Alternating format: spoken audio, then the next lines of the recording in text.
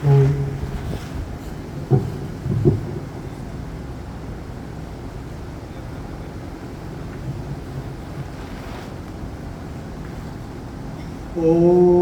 त्र्यम्बकं यजामहे सुगन्धिं पुष्टिवर्धनम् उर्वारुकमिव बन्धनात् मृत्योर्मोक्षयमामृतात्।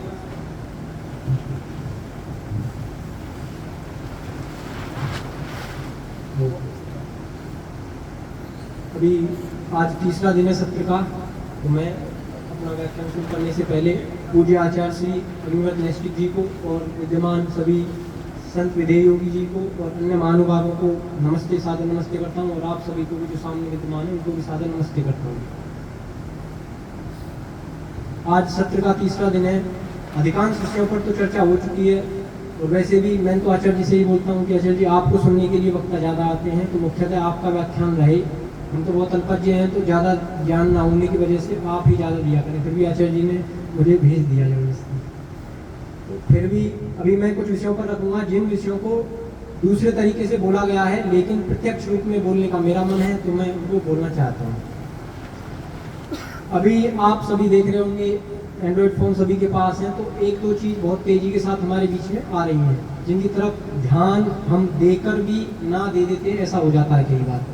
तो आप देख रहे होंगे आर्टिफिशियल इंटेलिजेंस है और मशीन लर्निंग है, डीप लर्निंग के बारे में और रोबोटिक्स के बारे में, ऐसे जो भी है मतलब इंटरनेट ऑफ थिंग्स, इन सब चीज़ों के ऊपर बहुत तेज़ी के साथ मीडिया पर बहुत तेज़ी से प्रचार चल रहा है। वैसे मैं आपसे क्षमा चाहूँगा, ये आयुर्वेद का सत्र है, लेकिन क्योंकि मेरी कोई तैयारी और मेरा कोई इसमें विषय नहीं है। ठीक है सर। तो इसमें ये जो मैंने आपको चीज़ें बताई, आर्टिफिशियल इंटेलिजेंस से लेकर रोबोटिक्स तक और मशीन लर्निंग, ये सब कुछ, और डाटा साइंटिस्ट वगैरह, जो चीज़ें आजकल आप अपने फ़ोन को चलाते हो, उन लोगों का तो मैं नहीं कहता कि जो अपने फ़ोन को ऑपरेट करते समय उसमें एडवर्टाइज जो आते हैं उन पर ध्यान नहीं देते, क्योंकि कई चीज़ें हमारे समाज में ऐसी होती हैं जो समाज की दिशा को निर्धारित करती हैं कि अब हम जहाँ चल रहे हैं, आने वाले कदम हमारे किधर पड़ेंगे। आपको जो समाज में सुविधाएँ उपलब्ध कराई जाती हैं, जो लोग आपको सुविधाएँ देते हैं, आप उन पर मजबूर हैं, निर्भर है कि आपको उपयोग या चुनने के लिए उनमें से किसी एक को लेना पड़ेगा। बाजार में आप गए तो बाजार में जो कुछ उपलब्ध है, आपको भूख लगी है तो आप चाहें कि मैं रबड़ी खा लूँ या फिर राब खा लूँ, गुड़ खा लूँ, संभव नहीं है। जब तक वहाँ है ही नहीं तो आप लोगे कैसे। तो ये अर्थव्यवस्था और बाजार निर्धारित करता है कि आपके हाथ में आने वाली चीज़ क्या है। तो दिन रात आप एक चीज़ देख रहे होंगे, चाहे कोई बहुत बड़ा क्रिकेटर है, हर क्षेत्र के अंदर क्रिकेटर से लेकर के फिल्म स्टार से लेकर के सब, कोई ऐसा नहीं है। और हर एक चीज़ का, राजनीतिक पार्टी से लेकर और टोटली प्राइवेट ऑर्गेनाइजेशन तक, हर चीज़ का हमारे फ़ोन पर, हमारे एंड्रॉयड मोबाइल जो भी हम चलाते हैं, लैपटॉप वगैरह पर एडवर्टाइज जो आता है, एडवर्टाइजमेंट जो होता है, उसमें किस तरफ समाज को धकेला जा रहा है, ये मुख्य विषय है। क्योंकि आजकल आप देख रहे हैं कि हमारे देश के जो प्रसिद्ध संस्थान माने जाते हैं, IIT हैदराबाद, IIT मद्रास, और अभी इसी लाइन में मैंने दो का ही नाम सुना है, क्योंकि मैं कभी सब्सक्रिप्शन नहीं लेता एडवर्टाइज को खत्म करने के लिए। मैं देखता हूँ कि समाज के लिए, क्योंकि एडवर्टाइज क्या है, टीवी जब से हमारे बीच में आया उसी ने तो हमारी दिशा को बदला है। आप जो हम आज बैठे हैं, अपना स्टैंडर्ड सिंबल डिसाइड करते हैं, कैसे हमारे बीच में चीज़ पैदा हुई। तो जो फोन पर बहुत तेजी के साथ 1 मिनट के, 2 मिनट के, 3 मिनट के, 4 मिनट के, 5 मिनट के एडवर्टाइज आपको दिखाए जाते हैं, वो कहाँ धकेल रहे हैं। और आप दिन पर हाथ रखकर इस बात को स्वीकार करेंगे कि एडवर्टाइज के फर्स्ट इनिशियल 2 और से 10 सेकंड के बीच में जो चमक दिखती है, वो हमको रोक लेती है उसको देखने के लिए। और हालांकि मैं इस चीज़ का समर्थन करता हूँ कि जो समाज में प्रबुद्ध व्यक्ति हैं, जैसे डॉक्टर भूप सिंह जी है या आचार्य जी हैं, और भी जो यहाँ पर विद्वान बैठे हुए हैं, ये तार्किक बुद्धि से इसका विश्लेषण करते हैं और आपके सामने रखते हैं। उनमें छोटा सा कदम मेरा भी यही है कि मैं इस पर थोड़ा ध्यान दूँ। तो आपने इस चीज़ पर देखा हो कि पूरा का पूरा फोकस आजकल ज़्यादातर आर्टिफिशियल इंटेलिजेंस की तरफ डाइवर्ट किया जा रहा है पूरे समाज को, और दूसरा डेटा साइंटिस्ट और डेटा साइंस के ऊपर सबसे ज़्यादा जोर है। हमारे जितने IIT हैं वो एकदम बंध चुके हैं, वो कुछ नहीं कर सकते, क्योंकि आप जानते हैं पूरी फंडिंग अमेरिका से, विदेशी कंपनियों से आती है। अपनी सरकार टोटली ऐसा नहीं ऑटोनोमियस अपने आप ही उनको चलाती है, ऐसा तो है नहीं। तो प्राइवेट ऑर्गेनाइजेशन होने की वजह से जैसा विदेश से आदेश मिल रहा है वो सब इसके अंदर किया जा रहा है। अब हम केवल मूक दर्शक की तरह देख रहे हैं। कई बार मन में जिज्ञासा भी उठती है। एडवर्टाइज का मतलब इतना गंदा स्तर भी है कि आप सोच नहीं सकते। एक रोबोट को भी खड़ा कर देते हैं और अभी जो आचार्य जी ने कल भी बताया कि होमोसेक्सुअलिटी और क्या नाम है लिविंग रिलेशनशिप जैसे कानून हमारे देश में पारित हो गए। अब उस चीज को एडवर्टाइज के माध्यम से आपके फोन पर भी आपको दिखाया जा रहा है। अगर आप ध्यान से देख रहे हो, एक औरत ऐसे खड़ी हो जाती है, उसकी आंखों में थोड़ी चमक है और वो उस चीज को बोल रही है, प्रमोट कर रही है कि आपको क्या क्या दवाई मेडिसिन क्या क्या लेनी चाहिए, क्या क्या आपको जरूरत है इस चीज को बढ़ाने के लिए, और किसी की इस पर कोई पाबंदी नहीं है। ये हमारे समाज का इस समय का अगर तार्किक बुद्धि से बारीकी से समाज के चारित्रिक उत्कर्ष को जो भगवान श्री राम के समय कभी था उसको ध्यान में देकर देखा जाए तो बहुत गहरा पतन है। बिना किसी विरोध के, विरोध होता किसी के दिल में कोई दर्द होता तो बात अलग थी, लेकिन बिना किसी विरोध के ये चीज निरंतर बढ़ती जा रही है और कोई विकल्प हमको दिख नहीं रहा। क्योंकि बड़े से बड़े साइंटिस्ट वो लैग कर रहे हैं इस चीज में, क्योंकि उन्होंने इस चीज की पढ़ाई नहीं की अभी। बड़े से बड़े साइंटिस्ट कंप्यूटर साइंस में पढ़ चुके, आईटी पढ़ चुके, इलेक्ट्रॉनिक्स पढ़ लिया, सैटेलाइट पढ़ लिया, लेकिन इस क्षेत्र से क्योंकि नया है तो हर व्यक्ति पर एक चकाचौंध की तरह एक प्रभाव पड़ रहा है कि भाई तुमको मानना ही पड़ेगा, अगर हम विरोध करेंगे तो पीछे हो जाएंगे या हमारी बदनामी होगी। तो बहुत तेजी के साथ समाज में एक वायरस की तरह ये चीज फैल रही है और मैं आपको गारंटी देता हूँ, आप लिख लेना, 2 से 3 वर्ष के अंदर, ज्यादा से ज्यादा 4 वर्ष के अंदर आप सबके बीच में ये चीज इतनी आम हो जाएगी, आम क्या हर चीज इससे ही ऑपरेट होगी। हम चाहकर कुछ नहीं कर सकते। तो विकल्प क्या है इसका? आप सब यहाँ बैठे हैं, पीड़ित सब हैं, क्योंकि मैं देखता हूँ तो आप भी देखते होंगे, क्योंकि सब एक ही सराउंडिंग में रहते हैं, सबका एरिया एक ही है और हमारे जो आपस में रिलेशंस होते हैं उनके ही रिकमेंडेशंस के तौर पर एक दूसरे को वीडियोस भी दिखाई देते हैं और एडवर्टाइजमेंट भी दिखाई देते हैं। और मैं तो हैप रह गया एक बार जब मैंने बिल गेट्स का एडवर्टाइज हमारे देश की फार्मिंग के ऊपर क्या कार्य चल रहा है वो गांव में आके देख रहा है। मेरे पास उसकी स्क्रीन रिकॉर्डिंग है, मैंने तुरंत लगा ली। जैसी उसकी शकल को देखा मैंने पकड़ो इसको भी तुरंत देखो, क्योंकि पता नहीं कब गायब कर दें। तो उसको मैंने स्क्रीन रिकॉर्डिंग लगाकर उसको किया अपने पास। तो उसमें किस तरीके से हर चीज को छत्तीसगढ़ हर एक जिले में जा जाके, हर एक प्रदेश में जा जाके उसने वीडियो बनाई है। गांव की औरत बहुत खुशी दिखाई दे रही है कि किस तरीके से रिवोल्यूशन आई है फार्मिंग के अंदर, कृषि के अंदर किस तरीके से बहुत तेजी से परिवर्तन आया, इसको दिखाने के लिए। अब सामान्य व्यक्ति जो गांव का सामान्य किसान है उसके दिमाग में चकाचौंध पैदा होती है कि भाई ये तो कुछ विशेष है, हम भी इस तरफ जाएं, उनको पुरस्कार मिल रहा है, सम्मान मिल रहा है। और हथियार किस चीज को बनाया है? आप यहाँ पर जो स्वदेशी वेशभूषा पहनकर बैठे हैं उस वेशभूषा को पहनकर वो लोग वहाँ खड़े हैं। वो गांव के गरीब लोगों को जो सामान्य है, बिल गेट्स ने एकदम सामान्य वेशभूषा के अंदर उनको खड़ा किया है और खुशी और उनको गिफ्ट देते हुए इस तरह के उसमें बहुत सारे फोटो हैं। अभी तो समय भी नहीं है और वैसा भी नहीं है क्योंकि और भी है, तो आप स्वयं देखते होंगे, दिखाने की जरूरत भी नहीं है इसमें। तो इस तरीके से समाज की दिशा को बदला जा रहा है। लेकिन हम बात कर रहे हैं वैदिक साइंस की, हम वैदिक साइंस की बात कर रहे हैं, लेकिन समाज की दिशा किस गति से तेजी से बदली जा रही है। आचार्य जी पूर्ण पुरुषार्थ कर रहे हैं, मैं देख रहा हूँ दिन रात यहाँ पर होने के बावजूद आप सबकी चिंता 3 दिन की आचार्य जी के सर पर रहती है। आप सोचे नहीं सोचे, लेकिन उस चीज का क्योंकि अपनी जिम्मेदारी बनती है और उनका हृदय तो वैसे ही बहुत ज्यादा सरल है।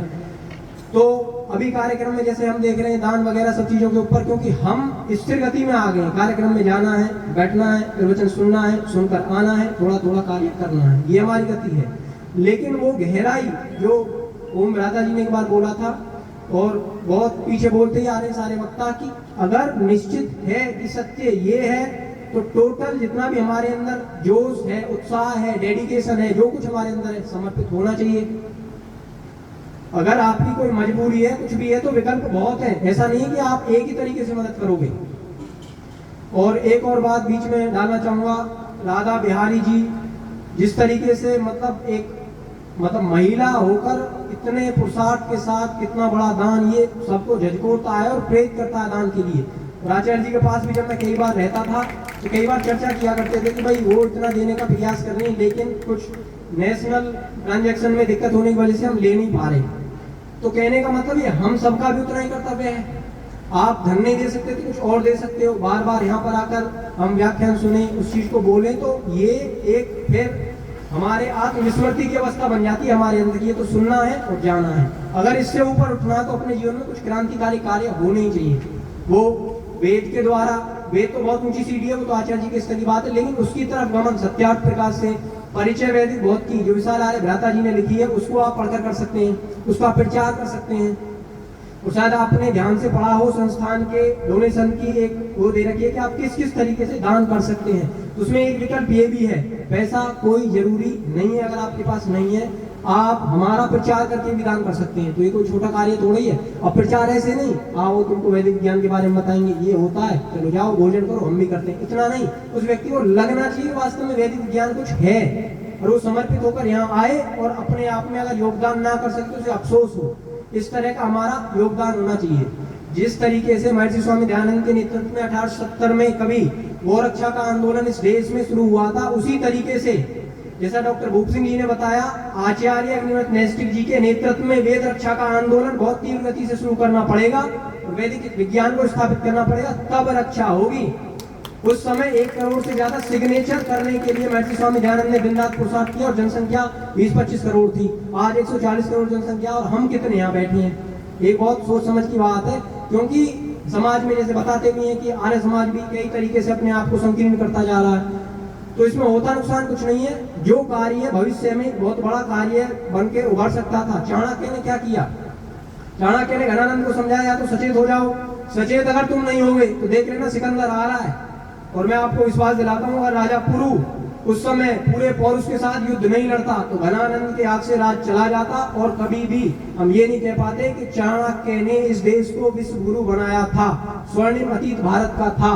वो तो एक राजा निकला, इतनी एक छोटी सी व्यक्ति से इतना बड़ा परिवर्तन हो जाता जब सिकंदर चला था।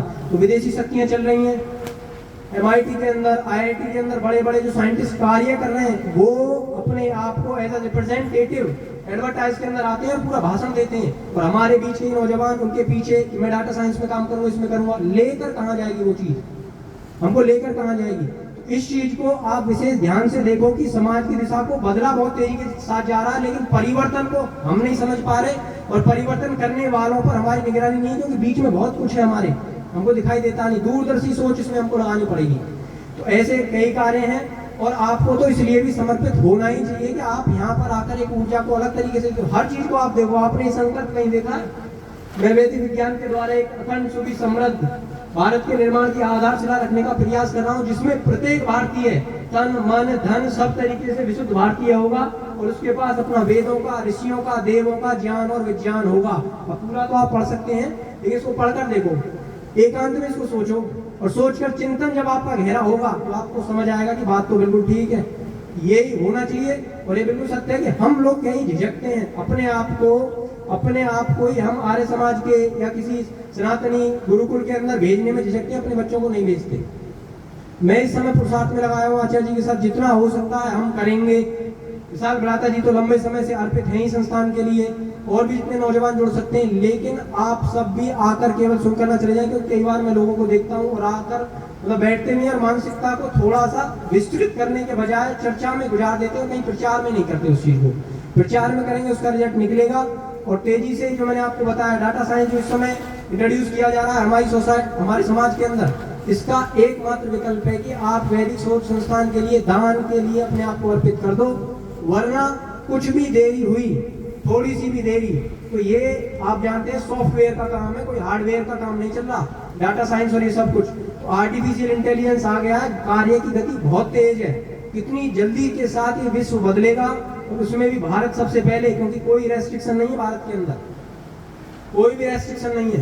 तो भारत के बदलने के जो कदम है और G20 सम्मेलन और सब कुछ एक ही दिशा की ओर जो इंगित कर रहा है हमको, उसमें हमको बहुत गहराई से ध्यान देना पड़ेगा और जल्दी से जल्दी जितना हो सके संस्थान के लिए दान की व्यवस्था हमको करनी पड़ेगी। वरना केवल एक ही हमारे पास अफसोस होगा, विज्ञान था, हम लायक थे, लेकिन समाज का कोई धनपति ऐसा नहीं मिला जिसने उतना सहयोग दे पाया जितना कभी महाराणा प्रताप को भामाशाह ने दिया था। अगर वो देने के लिए लोग आज अर्पित होते तो यहाँ पर संस्थान बन जाता। 3-3, 6-6 महीने के 1 साल के शिविर चलते, सत्यार्थ प्रकाश, वेद विज्ञान आलोक, परिचय वैदिक भौत की, और भी जो ग्रंथ निरंतर बनते जा रहे हैं उनका अध्ययन शुरू होता। वही नौजवान अपने देश के अंदर निकलते। जैसे मेरठ के अंदर देवमंद में बना जो क्या नाम है, मुसलमानों का एक बहुत बड़ा जगह है, वहां पर जैसे नौजवानों को तैयार करके कुरान के प्रचार के लिए भेजा जाता है, इसी तरीके से यहाँ से भी कार्य किया जा सकता है। परंतु सोच कौन सोचेगा? हम। करने वाले कौन? हम। बाहर से तो कोई आने वाला है नहीं, जैसे हम कहते हैं डॉक्टर भूप सिंह जी का चिंतन बहुत मौलिक है, वो करते हैं 75 साल की उम्र में बैठते हैं अकेले उस चीज पर चिंतन करने के लिए एकाग्रचित होते हैं, तब वो चीज निकलती है। हम में से अधिकांश सुनने वाले और फॉरवर्ड करने वाले हैं, इस वजह से हमको नुकसान हो रहा है बहुत ज्यादा। तो लोगों की संख्या से प्रभाव नहीं पड़ता, प्रभाव पड़ता है कि हम कितने लोग। ऐसा कहा जाता है कि 100 क्रांतिकारियों में आपने भाषण दिया, 3 योद्धा अगर उनमें से खड़े हुए तो वो कुछ भी परिवर्तन कर सकते हैं जितना आप चाहें, लेकिन 3 हों समर्पित।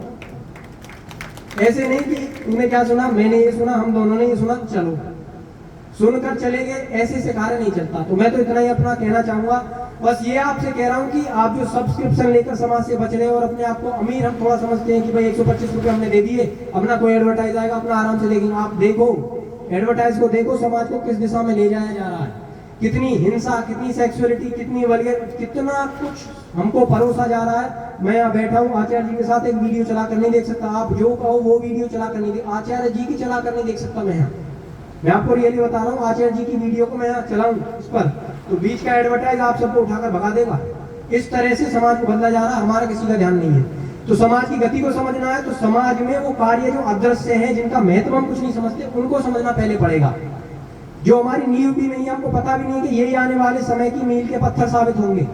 अगर वो समझेंगे, उनसे एक चिंतन निकलेगा, चिंतन निकलेगा तो एकत्व बनेगा, फिर समझ आएगा वैदिक ज्ञान का कार्य कितना बड़ा है। इसके स्थान पर अगर हम किसी और चीज में लगे हुए हैं, बहुत लोग हैं हम तो इस तरीके से करते हैं देश की सेवा, हम तो इस तरीके से करते हैं। एक और उदाहरण मैं आपको दूं, सेवा होती है लेकिन सेवा का स्तर महत्वपूर्ण है। एक देश सेवक, मैं आपको उदाहरण देता हूँ, किसी व्यक्ति के हृदय में देश सेवा, जैसे कहा जाता है बिजली बचाओ, आप देश की सेवा कर रहे हो, ठीक है मान लिया। तो जैसे सड़क है, एक व्यक्ति ने निर्णय किया कि भाई मेरा देश साफ होना चाहिए, मैं सुबह को रोज झाड़ू लगाऊंगा, ठीक बात है, देश की सेवा ही तो कर रहा, कौन सा बड़ा नुकसान है। एक व्यक्ति ने देखा इसको मैं रोज देखता हूँ ये रोज झाड़ू लगाता है, तो दूसरा व्यक्ति आया, बोला भाई झाड़ू क्यों लगाता, देश की सेवा कर रहा हूँ मैं, क्यों गंदगी होती है मैं साफ करता हूँ। दूसरे ने सोचा ये तो रोज करता रहेगा, इसका जीवन बर्बाद हो जाएगा, मैं ये देखता हूँ कि यहाँ पर गंदगी कौन करते हैं, उन लोगों को रोका जाए। तो जो लोग गंदगी करते हैं उन लोगों को अगर हम रोक लें तो अगले दिन गंदगी नहीं होगा, और वो व्यक्ति जो अपना पूरा जीवन वहां बर्बाद कर रहा था वो बर्बाद नहीं करेगा और देश को एक दिशा मिल जाएगी। तो कार्य का स्तर ये है महत्वपूर्ण बात, जो आपका लेवल है, आप कहाँ कार्य करें। तो वैदिक विज्ञान का जो स्तर है फंडामेंटल साइंस के ऊपर, और एक विषय नहीं, डॉक्टर भूप सिंह कहते हैं, सारे साइंटिस्ट कहते हैं कि हर पेज नोबेल प्राइज के लायक है। लेकिन कई बार क्या होता है कि हम जब वातावरण में जीने लगते हैं तो हमको अपनी चीजों पर भी विश्वास थोड़ा कम हो जाता है, यार होगा क्यों, क्योंकि चारों तरफ से नकारात्मक वातावरण बनता है, कोई कैसे प्रश्न पूछ रहा है, कोई कैसे प्रश्न, जो है रियलिटी ऑफ फिजिक्स वो तो वही रहेगी, वो बदलेगी नहीं। और फिजिक्स ऑफ रियलिटी आप जो बोलना चाहो तो वैदिक विज्ञान के अंदर जितना दम है तुम्हारे हमारे या किसी और व्यक्ति के सोचने से नहीं बदल सकता, वैसा ही रहेगा। इसलिए अपने अंदर हमको आत्मविश्वास बढ़ाएं, स्वाभिमान बढ़ाएं और इस दिशा में अपने कदम को रखें और कार्य की उपयोगिता को, उसके स्तर को समझें कि ये कार्य एक बार हो गया तो cosmology, particle physics, astrophysics, unified field theory और इसके अलावा solar physics, plasma physics, quantum physics से सारे विषय के अंदर फंडामेंटल थ्योरी हमारे वैदिक विज्ञान आलोक के अंदर है। उसको आचार्य जी ने दिया है और मैंने पढ़ा भी है। प्रथम भाग मैंने पूरा पढ़ लिया, द्वितीय आधा पढ़ लिया और अभी प्रयास रखूँ आगे पढ़ने के लिए। तो वो चीज निकलती है, जब आप पढ़ोगे तो आपका दिमाग चकराएगा, बात तो ठीक है, हम दूर से देखकर अपने आप विश्वास नहीं कर पाते इस पर, लेकिन जब आप उसमें उतरोगे तब वो चीज आती है। तो इतना ही वक्तव्य है, बाकी जो आचार्य जी ने बोला उसको आप ध्यान रखें, व्याख्यान तक न रह जाए, उसमें क्रियात्मकता आए, क्रियात्मकता आएगी तब कार्य होगा, अन्यथा जो चीज जैसे चलती जा रही है वो वैसे ही चलती रहेगी और हम एक दिन ये कहेंगे शिकारी ने शिकार कर लिया हमारा, हम शिकार नहीं कर पाए, इतना रह जाएगा एक दिन। तो भारत माता की जय और इंकलाब जिंदाबाद, ये नारे सार्थक हो, परमात्मा ऐसी हम सबको शक्ति दे। सभी को सादर नमस्ते।